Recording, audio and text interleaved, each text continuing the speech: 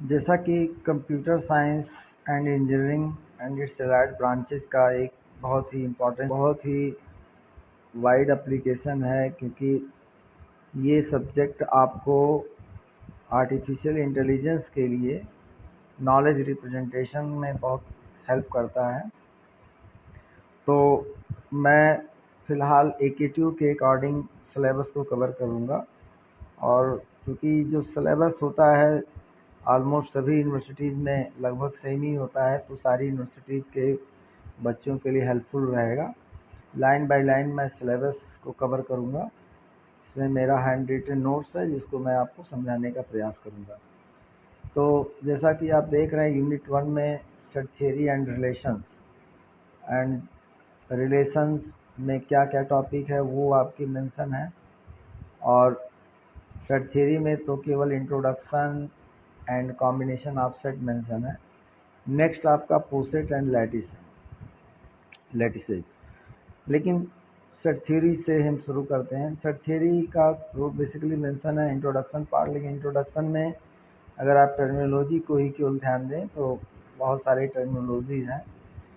अब line by line हम शुरू करते हैं। जैसे डेफिनेशन ऑफ सेट है, तो सेट के बारे में ऑलमोस्ट लोअर क्लासेस से लोग पढ़ते आते हैं कि सेट का डेफिनेशन क्या होता है।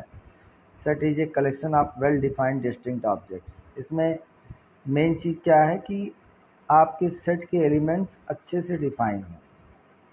अगर अच्छे से नहीं डिफाइन होंगे तो ये नहीं पता रहेगा कि क्या हमें सेट के अंदर रखना है, क्या नहीं रखना है। और डिस्टिंक्ट ऑब्जेक्ट्स इसलिए लिखा जाता है कि आप कोई भी एलिमेंट रिपीट नहीं करेंगे। सेट का ये रूल होता है, सेट में कोई भी एलिमेंट रिपीट नहीं करेंगे, हर एक एलिमेंट, हर एक ऑब्जेक्ट अलग रहेगा। अब ऑब्जेक्ट अलग अलग क्वेश्चन में अलग अलग हो सकता है। किसी क्वेश्चन में ऑब्जेक्ट एज ए नंबर होगा, किसी दूसरे क्वेश्चन में इंग्लिश के अल्फ़ाबेट होंगे, या स्पेशल कैरेक्टर्स हो सकते हैं, like plus minus multiplication division, या पैरेंथेसिस वगैरह हो सकते हैं, कर्ली ब्रेसेस हो सकते हैं, या किसी का नाम हो सकता है, month of day of week हो सकता है, मंथ ऑफ ईयर हो सकता है, एक्सेट्रा। तो जो भी हम लोग ऑलमोस्ट एलिमेंट्स लेते हैं, जनरली आप लोग देखे होंगे कि नंबर्स या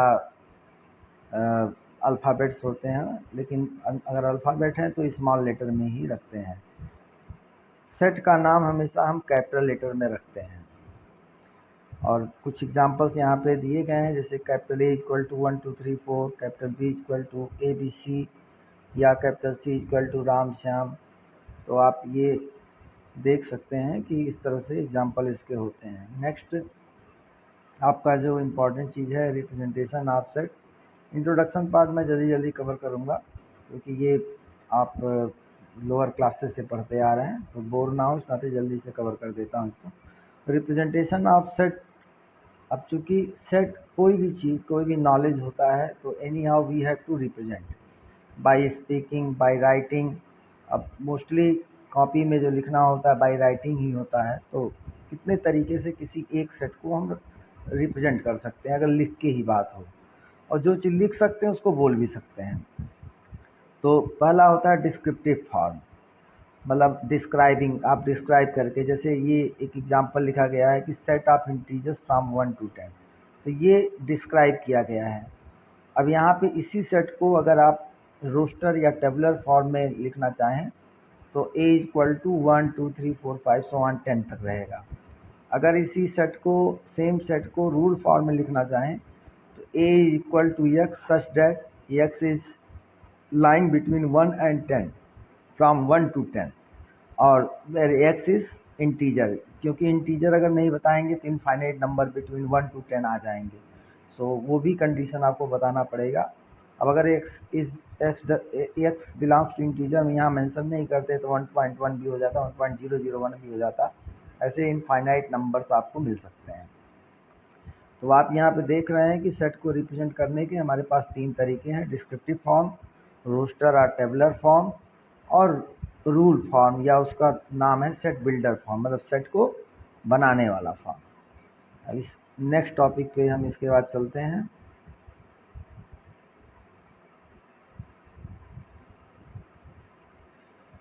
तो कुछ यहाँ पे एग्जांपल्स आपको देखने को मिल रहे हैं, जो कि जैसे यहाँ पे दिया गया है कि A equal A set of vowels of English alphabet. तो आप सभी लोग जानते हैं वावेल्स 5 होते हैं इंग्लिश अल्फ़ाबेट में, वो आपके AEIOU हैं, वो यहाँ पे सेट को बताया गया है। अब ये जो ऊपर लिखा गया है set of vowels of English alphabet describing form हो गया, और इसी चीज़ को आपने यहाँ पे लिखा है टेबुलर फॉर्म में या रोस्टर फॉर्म में। टेबुलर फॉर्म या रोस्टर फॉर्म, उसका 2 नाम है। और तीसरा जो है आपका रूल फॉर्म है, जो कि यहाँ पे मेंशन है। ये x जो होता है जनरल एलिमेंट होता है। इस जनरल एलिमेंट जो भी आगे सच दैट के बाद कंडीशन लिखा रहता है, वो सारी जो जो वैल्यूज़ इस कंडीशन को मेट करेंगी, कंडीशन को फॉलो करेंगी, वो सब x की वैल्यूज़ हो जाती हैं। बहुत सारी वैल्यूज़ आ सकती हैं। तो खैर यहाँ पे रूल लिखा गया x is a Wavell in the English alphabet. तो रूल के अकॉर्डिंग, इसी नाते इसका नाम भी रूल फॉर्म है या सेट बिल्डर फॉर्म, सेट को बनाने वाला फॉर्म। तो इस रूल को फॉलो करने वाले AEIOU हैं, और ये एक फॉर्म में कोई भी सेट को दिया गया उससे किसी भी अनदर फॉर्म में हम कन्वर्ट कर सकते हैं। नेक्स्ट एक एग्जांपल और भी है, set of perfect square number from 1 to 36। तो क्वेश्चन देखिए, क्वेश्चन इटसेल्फ एक फॉर्म में रहता है डिस्क्राइबिंग फॉर्म में, और उसको आप अनदर फॉर्म में रिप्रेजेंट करते हैं। तो अगर सेट टेबुलर फॉर्म या रोस्टर फॉर्म में करते हैं तो स्क्वायर, परफेक्ट स्क्वायर नंबर 1, 4, 9, 16, 25, 36 मिलेगा, क्योंकि हर एक नंबर किसी जो नेचुरल नंबर होते हैं उनके परफेक्ट स्क्वायर हैं। 1 है 1 का, 4 है 2 का, 9 है 3 का, 16 है 4 का, 5 का 25, 6 का 36। इसी चीज़ को अगर आप रूल फॉर्म या सेट बिल्डर फॉर्म में लिखेंगे तो जितनी भी रिक्वायर्ड कंडीशन है वो एक्स के बाद, एक्स प्लस डेट के बाद लिखना पड़ता है, मतलब रूल्स आपको लिखने पड़ते हैं। तो यहाँ पे लिखा है x is equal to n square. फिर एन के बारे में, अब एन को भी डिफाइन करना पड़ेगा क्योंकि एन कोई नंबर नहीं है ऐसे। तो एन आप डिफाइन किए कि एन इंटीजर होना चाहिए, और फिर उसके बाद उसकी लिमिट भी आपको डिफाइन करनी पड़ेगी, नहीं तो ये इंटीजर क्यों लिखेंगे आप, तो निगेटिव भी हो सकता है, 0 भी हो सकता है, 6 के बियॉन्ड भी जा सकता है, 7, 8, 9 कुछ भी। तो इस नाते लिमिट भी आपने डिसाइड किया। 1, 6 के बीच, 1 से लेकर 6 तक जो भी इंटीजर है उन्हीं के परफेक्ट स्क्वायर। तो नेक्स्ट ऐसे कुछ और भी हैं सम स्पेशल सेट्स जो हम लोग यूज़ करते हैं, आगे चल के सारे चैप्टर में यूज होगा। एन एक स्पेशल सेट है, नेचुरल नंबर का सेट है जो 1 से शुरू होता है और आगे इंटीजर ही होते हैं, 1, 2, 3, 4, 5 so on. Z is equal to आपका इंटीजर है। अब इंटीजर अगर आप बोलेंगे तो उसमें इंटीजर आपका निगेटिव भी हो सकता है, न्यूट्रल भी इंटीजर हो सकता है, 0 जो कि है अकेला, पॉजिटिव इंटीजर भी हो सकता है। और यही जो आपका पॉजिटिव इंटीजर है यही आपका नेचुरल नंबर बन जाता है बेसिकली। और इसी पॉजिटिव इंटीजर के साथ अगर 0 को आप कंबाइन कर देते हैं तो होल नंबर का सेट बन जाता है। ये सब आप लोग लोअर क्लासेस में पढ़े भी होंगे। ऐसे ही देखिए एक एग्जांपल और दिया गया, r equal to x such that x is a real number. इसको क्विक हम रिव्यू कर रहे हैं क्योंकि ये सब लोअर क्लासेस में आप सभी लोग पढ़े ही होंगे, ये प्री रिक्विजिट नॉलेज में सब आता है इस सब्जेक्ट के लिए। नेक्स्ट हम चलते हैं डिफरेंट टाइप्स ऑफ सेट्स, जो कुछ स्पेसिफिक सेट होते हैं, जैसे एम्प्टी सेट। एम्प्टी सेट का मतलब जिसमें कोई भी एलिमेंट ना हो, और उसको डिनोट करने के लिए हमारे पास एक सिंबल है फाई, या फिर आप इस तरीके से भी डिनोट कर सकते हैं, कर्ली ब्रेसेस बनाइए उसके अंदर, लेकिन कुछ मत लिखिए। लेकिन कभी भी एम्प्टी सेट को आप इस तरह से मत लिखिए क्योंकि ये गलत है। ये फाई जो होता है एक एलिमेंट की तरह ट्रीट होगा, ये अलग चीज़ है और ये अलग चीज़ है। ये एम्प्टी सेट को डिनोट करने का सिंबल है। कर्ली ब्रेसेस में अगर आपने लिख दिया तो वो आपका एक एलिमेंट हो जाएगा। और नेक्स्ट आपका है सिंगलटन सेट। सिंगलटन सेट का मतलब जिसमें केवल एक ही एलिमेंट हो, जैसे यहाँ पे एग्जांपल लिखा गया, इसमें सिंगल ए है या सिंगल 1 है। नेक्स्ट है फाइनाइट सेट। फाइनाइट सेट का मतलब जिसमें elements, number of elements countable हो, काउंट किए जा सकें। जैसे आपके सामने एक एग्जांपल है a इक्वल टू ABC, इसमें नंबर ऑफ एलिमेंट 3 हैं। दूसरे वाले एग्जांपल में नंबर ऑफ एलिमेंट 100 है। नेक्स्ट आपका इनफाइनाइट सेट, जिसमें नंबर ऑफ एलिमेंट इनफाइनाइट हो। अब जैसे ए सेट ऑफ नेचुरल नंबर, अब इसका लिमिट नहीं पता है कहाँ तक जाएगा, तो you can not count the number of elements, तो it is infinite set.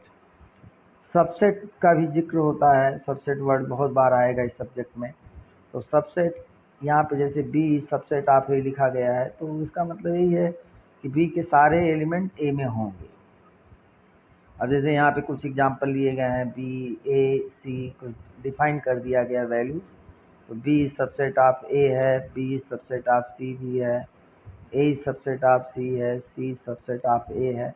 B subset of ए क्यों है? क्योंकि बी के अंदर 1 2 3 है और ए के अंदर भी 1 2 3 है, तो इस नाते बी ए का सबसेट हो गया, बी सी का भी सबसेट हो गया, और ए सी का भी सबसेट हो गया, क्योंकि ए में 1 2 3 4 है और सी में भी 1 2 3 4 है। तो ए अगर सी का सबसेट है तो ए के सारे एलिमेंट सी में होने जरूरी हैं। सी इज आल्सो सबसेट ऑफ ए। अब ए इज सबसेट ऑफ सी है, सी सबसेट ऑफ ए है, तो इसका मतलब होता है कि दोनों सेट इक्वल हैं। ये आगे चल के आपको मिलेगा। नंबर ऑफ कार्डिनल नंबर की बात होती है, तो ये आपको पता ही है, number of elements in any set denotes bye there cardinal number. अब जैसे ए एक सेट है, तो कार्डिनल नंबर ए सेट ए को आप इस तरीके से भी डिनोट कर सकते हैं, या फिर आप इस तरीके से डिनोट कर सकते हैं, या नाप ए करके। तो जितने भी एलिमेंट हैं, जैसे अगर इसी एग्जांपल को लिया जाए तो इसमें कुल 4 एलिमेंट है, तो modulus of A equal to 4 हो जाएगा और n of A equal to भी 4 हो जाएगा। तो जितने भी एलिमेंट्स किसी भी सेट में होते हैं वो उसका कार्डिनल नंबर होता है। नेक्स्ट हम लोग चलते हैं,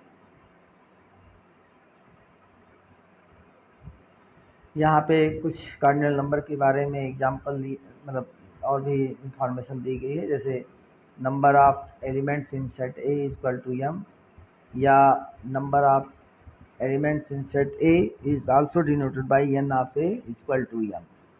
दोनों तरीके से आप डिनोट कर सकते हैं। अब किसी भी सेट में अगर एम एलिमेंट है, तो चूंकि ऊपर सबसेट आया था, तो how many subset you can form, तो ये एकदम सिंपल है, लोअर क्लासेस में आप लोग पढ़े होंगे। A is equal to number of element, number of subset of set A will be equal to 2 पे पावर एम। और एग्जाम्पल जैसे यहाँ पे दिया गया है, अगर मान लीजिए सेट ए में 3 एलिमेंट हैं, तो number of elements in number of subsets in set A will B 2 पे पावर 3 इक्वल टू 8। और वो कैसे बनेंगे वो आगे आपको दिखाया गया है।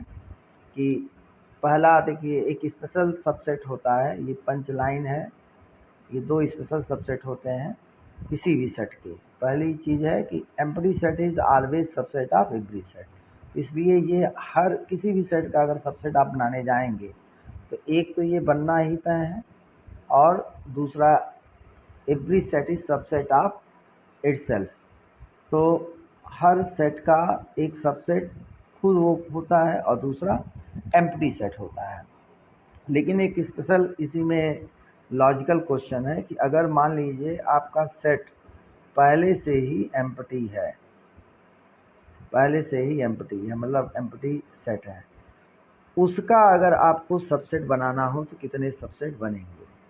तो सीधी सी बात है कि ए में एक भी एलिमेंट नहीं है, मतलब 0 एलिमेंट है, तो फार्मूला लगाइए, आपको पता चल जाएगा। 2 पे पावर 0 हम करेंगे, 2 पे पावर 0 अगर किए तो 2 पे पावर 0 की वैल्यू कितनी आएगी? 1, यानी कि नंबर ऑफ सबसेट एक ही होगा।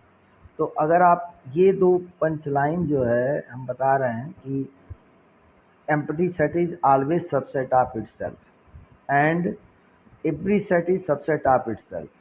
अब कोइंसिडेंस है कि एम्प्टी सेट ही सेट है, तो ये दोनों बातें एक ही बात निकल के आ रही हैं ऊपर वाले क्वेश्चन के केस में, क्योंकि सेट क्या है?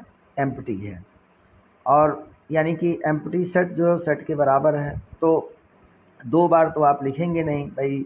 अगर आप इस लाइन को लागू करें, इस चीज़ को लागू करें, तो एक सबसेट बना फाई, दूसरा सबसेट आप बनाएंगे इसके अकॉर्डिंग, अगर बनाएंगे कि every set is subset of itself, तो फिर अगेन एम्प्टी सेट ही बनेगा। तो कोई भी चीज़ रिपीट नहीं की जाती है सेट में, इस नाते यहाँ पे एक ही सबसेट बनेगा।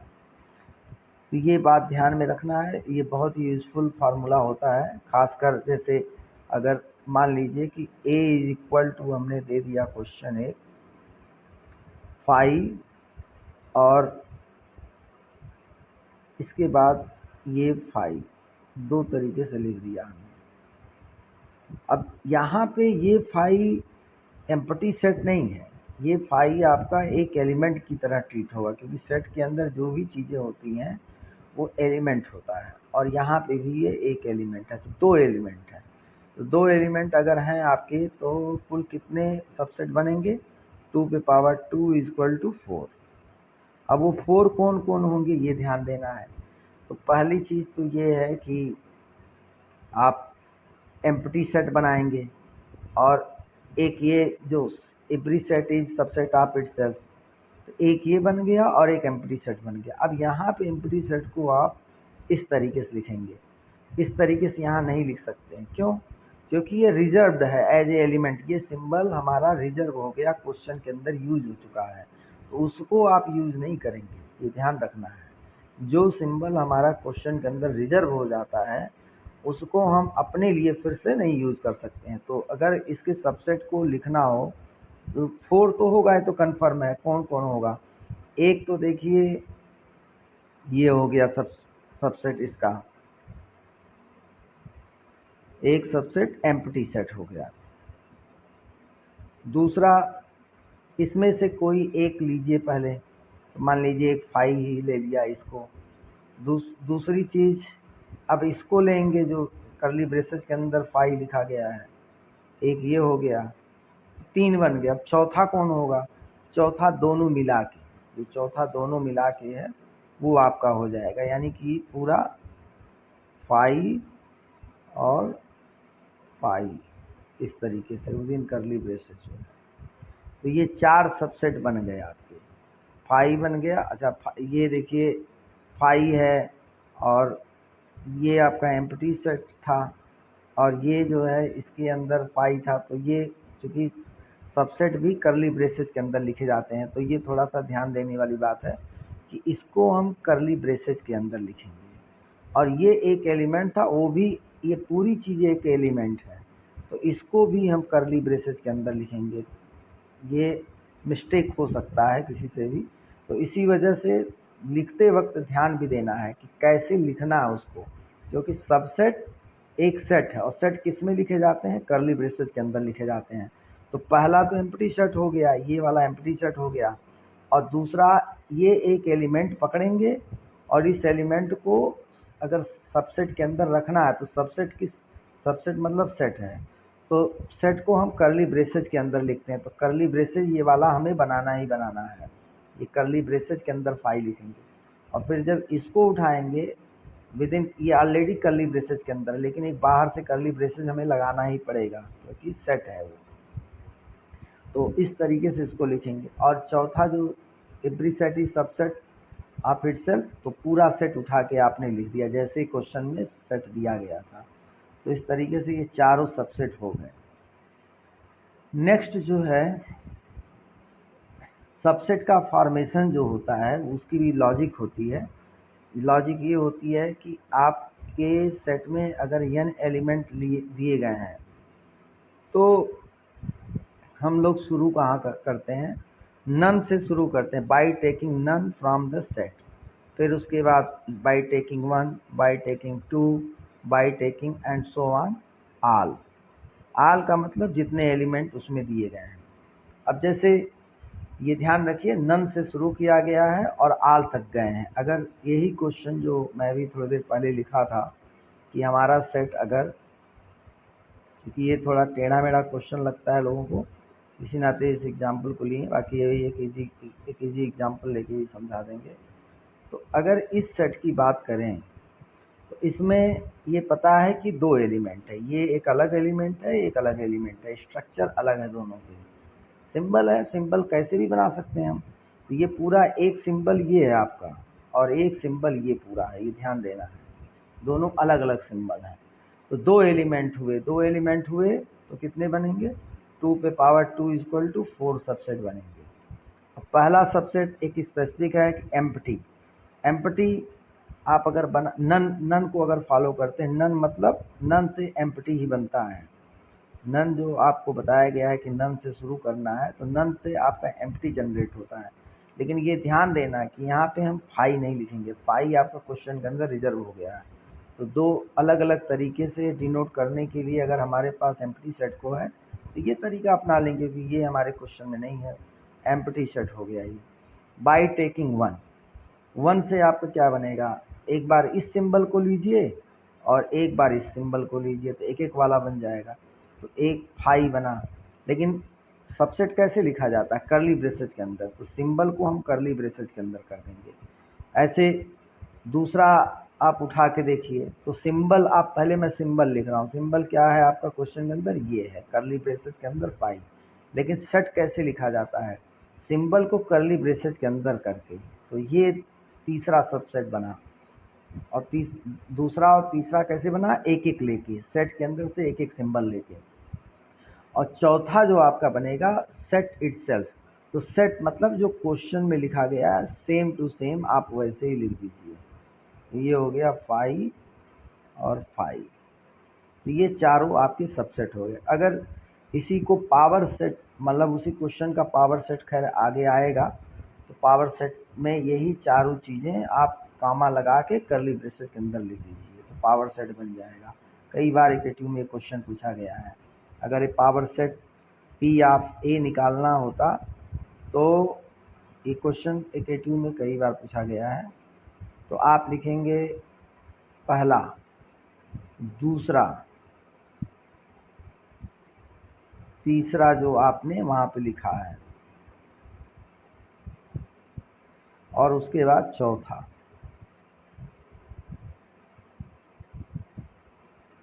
तो इस तरीके से चारों सबसेट आपने लिख दिया। अब इसकी इस सिंबल, इस कर्ली ब्रेसेस का आप क्लोजिंग कर देंगे, तो ये आपका आंसर हो जाएगा, पी ऑफ ही निकल जाएगा। नेक्स्ट हम लोग अब चलते हैं,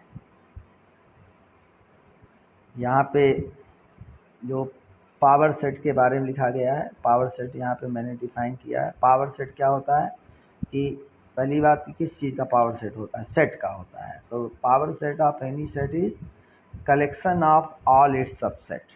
तो जितने भी सबसेट आप बना सकते हैं सबको एक सेट में रख दीजिए। तो अभी आप देखिए क्वेश्चन में आपका ABC दिया गया था।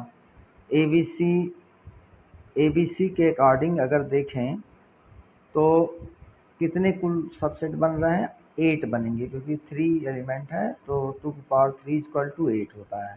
और बाई टेकिंग नन से आपका ये बन जाएगा, बाई टेकिंग वन ओनली। तो A, B और C तीनों एलिमेंट लिए और एक एक करके, मतलब एक बार में एक ही एलिमेंट लेना है। तो A को लिया, लेकिन उस सेट को कैसे लिखा जाता है, कर्ली ब्रेसेस के अंदर। तो ये वाला बन गया, फिर इसी तरह B बन गया, फिर इसी तरह C बन गया। फिर बाई टेकिंग 2, तो बाई टेकिंग 2 अगर 3 एलिमेंट है तो 3C2 आप करिए, तो 3C2 से 3 बनेंगे, मतलब दो दो के लेके 3 बनेंगे।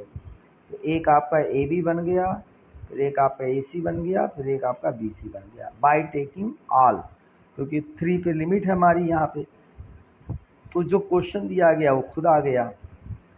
तो इस तरीके से 8 बन गए, और इन्हीं 8 को आप एक सेट के अंदर पैक कर दीजिए कर्ली ब्रेसेस के अंदर, तो वो पावर सेट बन जाएगा। पावर सेट में कुल कितने एलिमेंट होते हैं, जितने सबसेट होते हैं, जितने किसी भी सेट के सबसेट बनते हैं। तो वही फार्मूला आपका जो 2 पे पावर n था, वही यहाँ पे लिखा गया है, n करके लिख दिया गया है 2 पे पावर n करके। पावर सेट में 2 पे पावर n एलिमेंट होते हैं।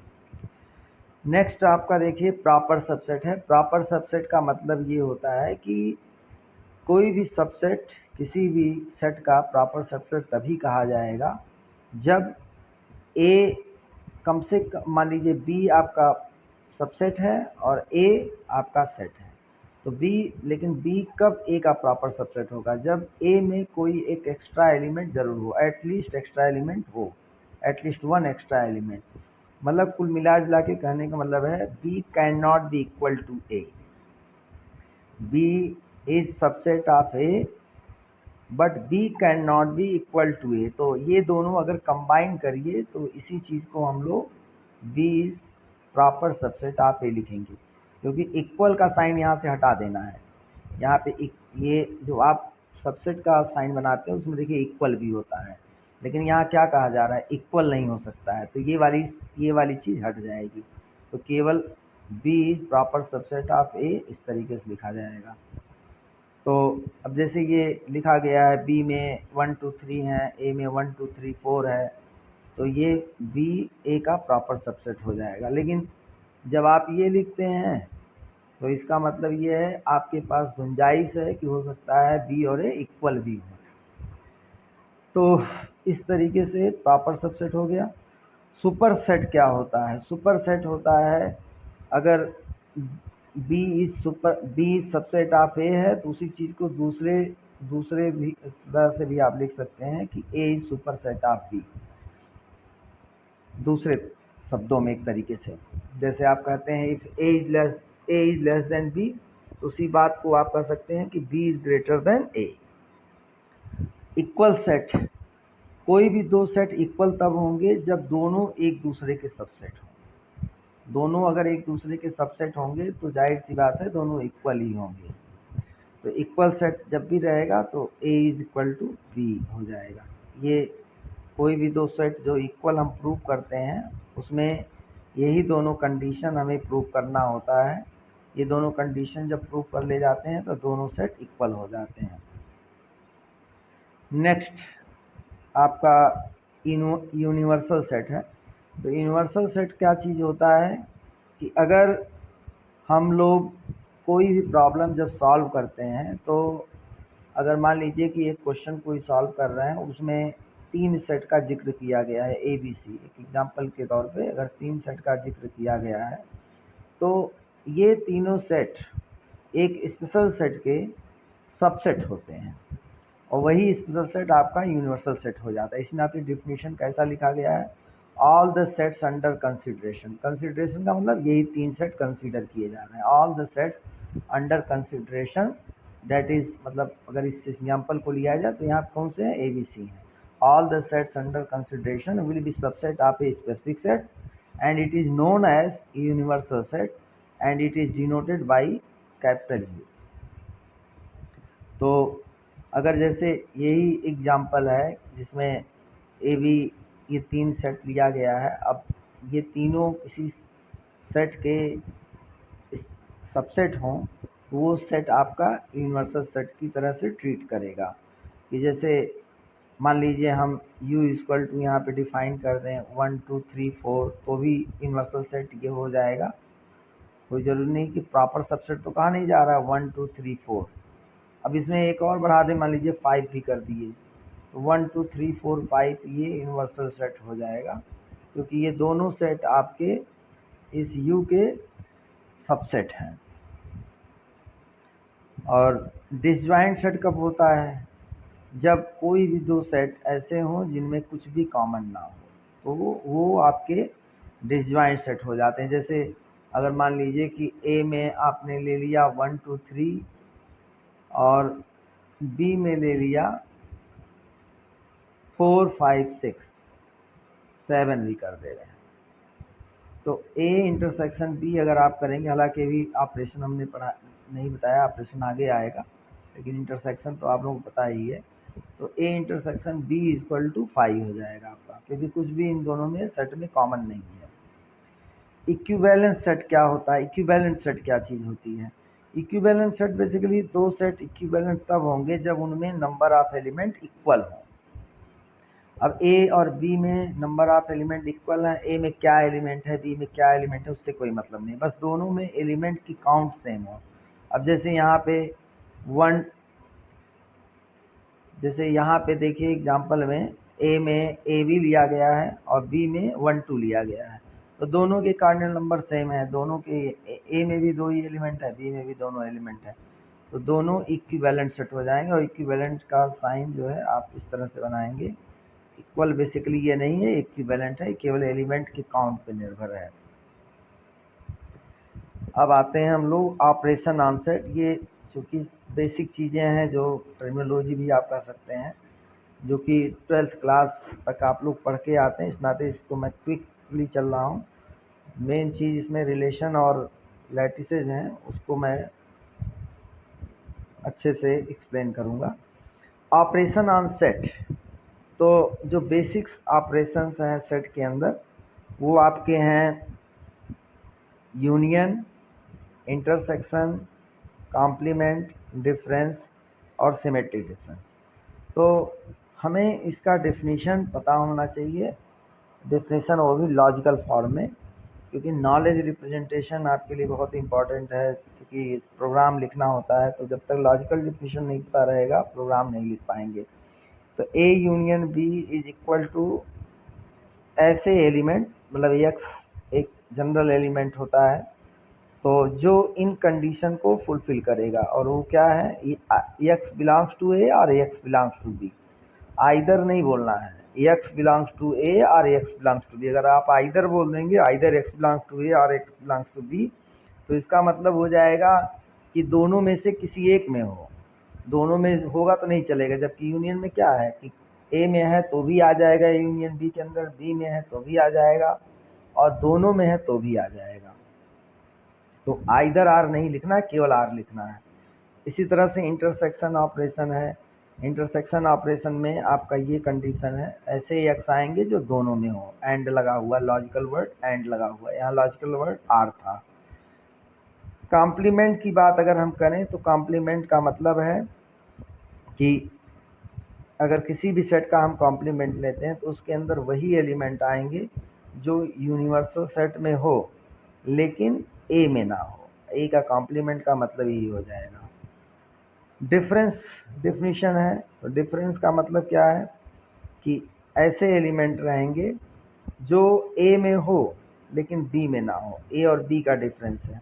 अगर आप यही बी माइनस ए लिखते तो B minus A is equal to आपका हो जाता है X such that X belongs to B and X does not belongs to A हो जाता तब, मतलब बी में रहता लेकिन ए में नहीं रहता, तो चेंज करने पे चेंज हो जाएगा। अगर सिमेट्रिक डिफरेंस है तो सिमेट्रिक डिफरेंस का मतलब, सिमेट्रिक डिफरेंस का सिंबल ट्रायंगल की तरह होता है, वो a माइनस बी और b माइनस ए का यूनियन होता है।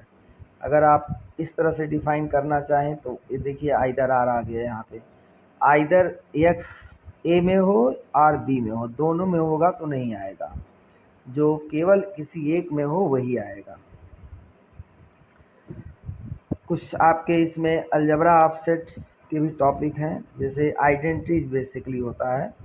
तो आइडेंटिटीज में जैसे आइडेम्पोटेंट लॉ है। आइडेम्पोटेंट लॉ आपको कई बार देखने मिलेगा इसी सब्जेक्ट में, जैसे बूलियन अलजबरा में भी मिलेगा और प्रोपोजिशनल लॉजिक में भी मिलेगा। तो लेकिन इंटेंशन एक ही रहता है। इंटेंशन ये है कि दोनों ऑपरेंड सेम होने चाहिए। जैसे आप 3 + 4 लिखते हैं तो 4 यहाँ पे ऑपरेटर होता है और 3 4 ऑपरेंड होता है। आइडेम्पोटेंट लॉ में आपके दोनों ऑपरेंड सेम होने चाहिए, मतलब जैसे 3 + 3 की बात करिए, इस तरह की बात करना रहेगा। तो A union A equal to आपका ए और A intersection A equal to भी ए ही है। नेक्स्ट आपका एसोसिएटिव लॉ है। एसोसिएटिव लॉ में आप देखिए कि चूंकि एसोसिएटिव लॉ में 3 एलिमेंट्स, 3 आपको ऑपरेंड लेने रहते हैं। अच्छा, इन सारे जो भी पढ़ेंगे उसमें ये कहीं नहीं लिखा जाता कि where A is not equal to B and not equal to C. अगर कहीं पे आपको तीनों चीज़ें सेम भी मिले तो भी ये नियम लागू होता है। ऐसा कहीं लिखा नहीं गया है कि ए और बी सी आपस में बराबर नहीं हो सकते हैं। अगर बराबर है तो भी रूल फॉलो होगा, नहीं बराबर है तो भी रूल फॉलो होगा। अगर मेंशन होता तो फिर आप उसको फॉलो करते। तो A union B union C, अब ब्रैकेट है, ब्रैकेट ए यूनियन बी पे लगा दिया गया तो जो रिजल्ट आएगा वही बी यूनियन सी पे लगा दीजिए तब भी आएगा। इसी तरह से इंटरसेक्शन के लिए भी है। कम्यूटेटिव लॉ में आपका देखिए A union B equal to B union A. Commutative law आप जानते हैं, ऑपरेंड आप अगर ऑपरेटर के इधर उधर चेंज कर दीजिए तो फर्क नहीं पड़ता है।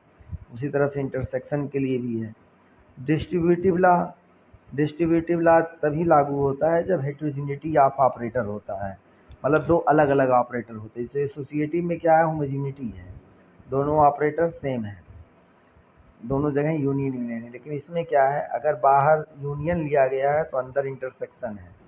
ऐसे ही यहाँ दूसरे में देखिए, अगर इंटरसेक्शन बाहर है तो यूनियन अंदर है, तो उसको पूरा नाम जो होता है वो होता है यूनियन डिस्ट्रीब्यूटिव। यूनियन जो बाहर है उसकी बात कर रहे हैं और इंटरसेक्शन अंदर है, तो इसका नाम क्या पूरा एक्चुअली होता है, यूनियन डिस्ट्रीब्यूटिव ओवर इंटरसेक्शन।